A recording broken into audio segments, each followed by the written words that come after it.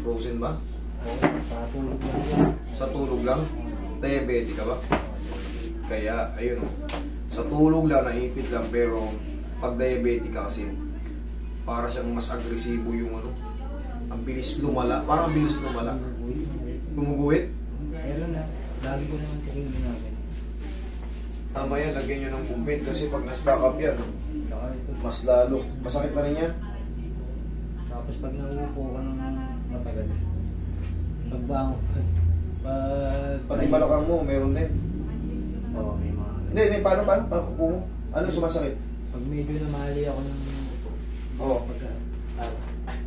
masakit din. Ay, balak nga. Okay. Oo, balak. Balak, kala ko. Ah, Sige, tignan muna natin itong Frozen.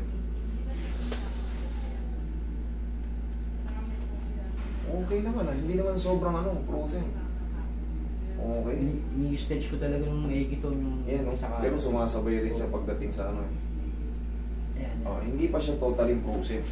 Pero sir, di ba nag-stretch ka? Malaking bagay yun. Sabi ko sa inyo, igalaw niyo yan. Kasi nung nakaraan yan, medyo... Hindi mo na magalaw. Medyo lumalala na. Kaya tinitiis ko lang yung hanggang sa kaya kasi- yung kaya ko. Yan, sige. Kasi pag yan na-baby natin, ay, masakit eh, pag ginano ko, nako. Ngayon kasi, nayangat pa. Sa susunod yan, dito na lang yung umaangat, gumaganon na oh. Imbis na pag ganon, ito, yung dulo ng shoulder. Ito kasi nagkagano'n din. Pero kulang-kulang 2 taon bago gumaling. Okay nung tagal, no? Agad. Isipin mo, eh, kailangan natin, kunyari, magsasampay tayo ng damit. Kaya... Parang tayo dinosaur na. Hindi mo ba? Kailangan naabot natin. Pag diabetes, tandaan nyo to ha mga ka-3M. Sabi nga, doktor mismo nagsabi, 90% pag diabetic ka, bibisitahin ka ng mga shoulder pain. Pag minalas-malas ka pa kasi hindi mo alam gagawin, yun na yung super Frozen.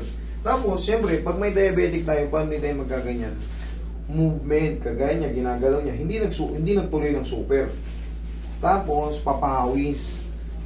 Sir, para naman yun sa mismong diabetic ang mano. Kailangan mong mapawisan. Hayaan mo lang yung mga ano, medyo hinahapo-hapo ka. Pag napawisan ka, hinahapo ka, pahinga lang. Tapos pag iinom ka ng tubig, parang titikim mo muna, di ba, pag umiinom. Parang sa ano, hindi naman sa pag-ano, di ba yung aso. Hinaganon muna. Yung parang nilalasa yung tubig, ganun muna. Hindi ko kinukumpara tayo sa hayop baka ma-misinterpret nyo. Kasi pag hinihingal tayo, pag diniretso inom natin yan, baka ma-choke tayo. Ang ibig sabihin, pag inom, konti muna. Para dumulas, basahin mo muna. Yun ang ibig sabihin baka ma-misinterpret ko nung ano.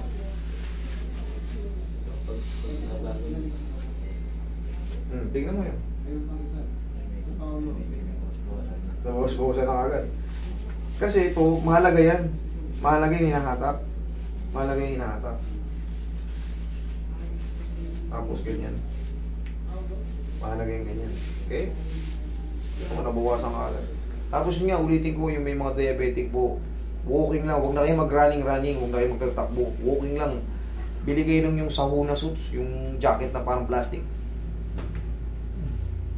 Para mabilis kayo pawisan. Ganyan no. O tapos yung siko nyo. Sa umaga, ano? Ganyan, o. Lakad-lakad naman. Sa tapat lang ng bahay nyo. O, kung may malapit na park doon, di makisabay na kayo sa mga naglalakad doon. Ganun lang. Para ito si sir, medyo bata-bata pa sir. Eh, wag mong alagaan. Itanggalin mo.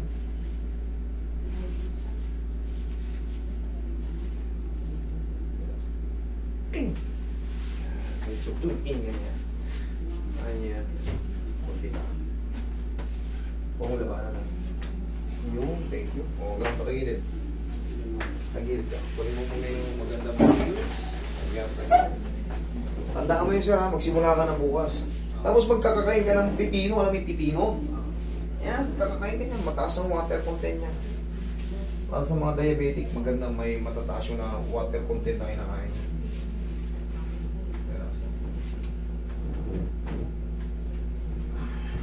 Ba't kumakain ka ba ng gulay?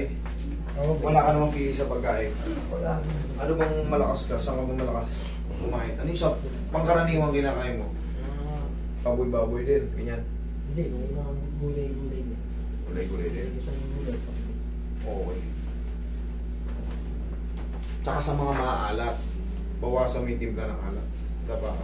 Kanin, yan. Pinakamataas na malakas mo kapag paano ng sugar, mataas. Kanin. Awas ka sa kanin. Kung kumakain kang dalawang kanin, dalawang cup, isa lang, di baling malakas ka sa ulam. Okay? Di baling met-maya ka kumain. Huwag lang yung kanin. Relax na. Pero tayo mga Pilipino, kanin is life. Pero siyempre, may ganyan na tayo eh. May mangyayari pa dyan sir, parang matutuyo kayo. Parang mangyayari babag sa katawan nyo. Nangyari naman sa iyo? Dati kang mataba na talaga. O tapos bumagsak ka mo. Payat taba. Payat taba ka. Yung kaibigan ko kasi, bilog na bilog ang katawan nun. Eto na, kasi lahi nila yun. Pumalo na yung diabetic. Ngayon, kumintab yung balat niya, tapos ang payat niya. Para siyang ano? Basta kita mo talagang lumaglag yung katawan niya. Bata pa yun, mga 30 ano lang. Yung tinamaan, 32 lang nga tayong tinamaan.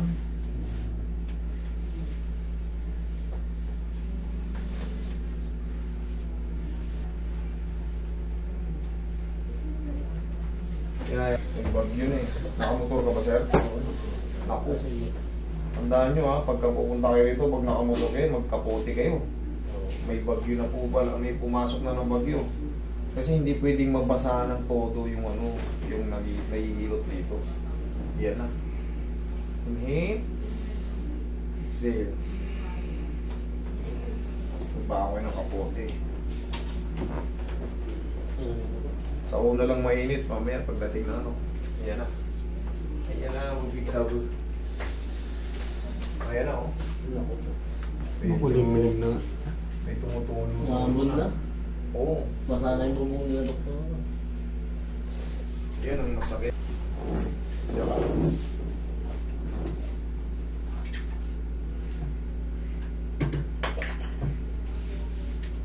Huwag mo itukod, sir. Yan.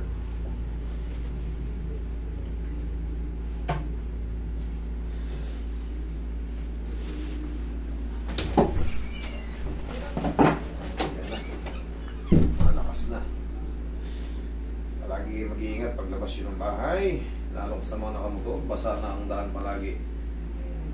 Saka yung salitang pasma, wala raw yan. Pero kita nyo naman, pagka pawis tayo, nainitan tayo sa biyahe. Sabay biglang ulan, anong pakiramdam natin? Para tayong lalag natin. Yung sobrang biyahe ka ng biyahe nakamotor.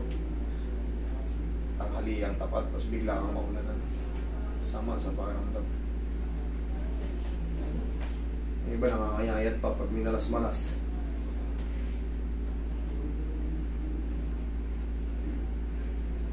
Tinarang kaso, dire-diretso na hindi mo recover yung katawan.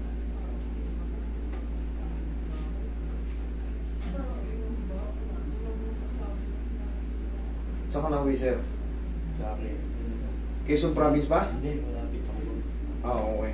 Kala ko Quezon Province pa, medyo malayo-layo yun.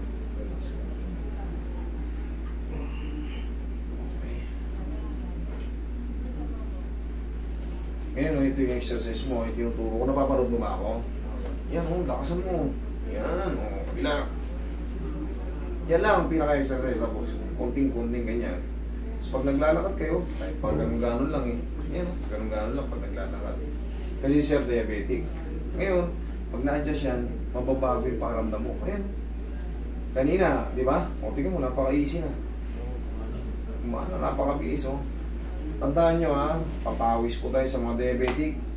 Kasi once na may madagdag na problema, mas agresibo yan, mas lumalala. Pag diabetic ka na, siyempre sa dugo yan eh. Kaya pag may problema ka sa mga ganyan, ipit-ipit. Pag pinabayaan mo yan, lalo. Okay sir, okay na oh. Yan. Kita nyo. Thank you. Balakang tayo, biglang tayo. Oh, kaya lang, wala nang pektus-pektus.